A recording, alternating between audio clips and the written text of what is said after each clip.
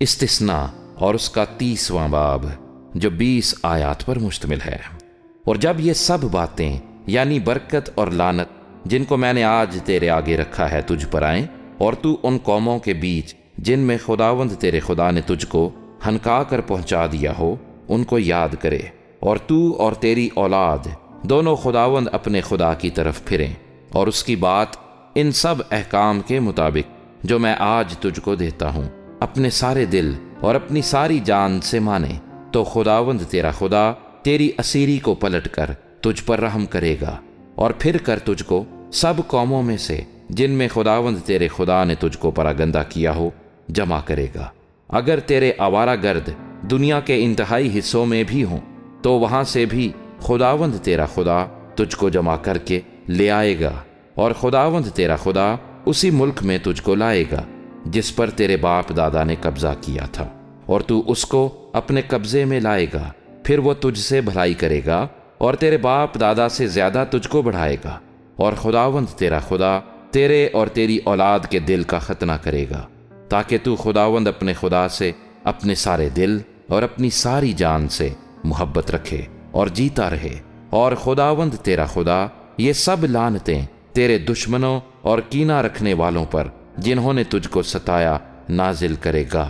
اور تو لوٹے گا اور خداوند کی بات سنے گا اور اس کے سب حکموں پر جو میں آج کے دن تجھ کو دیتا ہوں عمل کرے گا۔ اور خداوند تیرا خدا تجھ کو تیرے کاروبار اور آس اولاد اور چوپایوں کے بچوں اور زمین کی پیداوار کے لحاظ سے تیری بھلائی کی خاطر تجھ کو برومند کرے گا، کیونکہ خداوند تیری ہی بھلائی کی خاطر پھر تجھ سے خوش ہوگا جیسے وہ تیرے باپ دادا سے خوش تھا، بشرطے کہ تو خداوند اپنے خدا کی بات کو سن کر اس کے احکام اور آئین کو مانے جو شریعت کی اس کتاب میں لکھے ہیں، اور اپنے سارے دل اور اپنی ساری جان سے خداوند اپنے خدا کی طرف پھرے،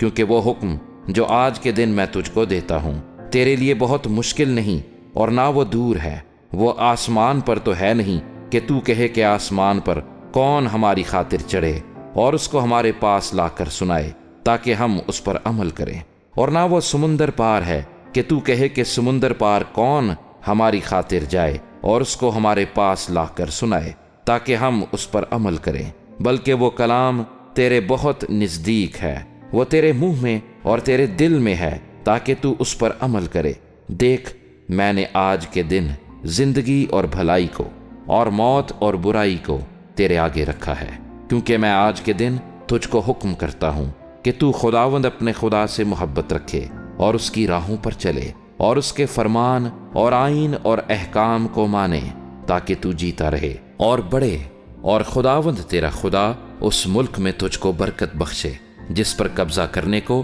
تو وہاں جا رہا ہے۔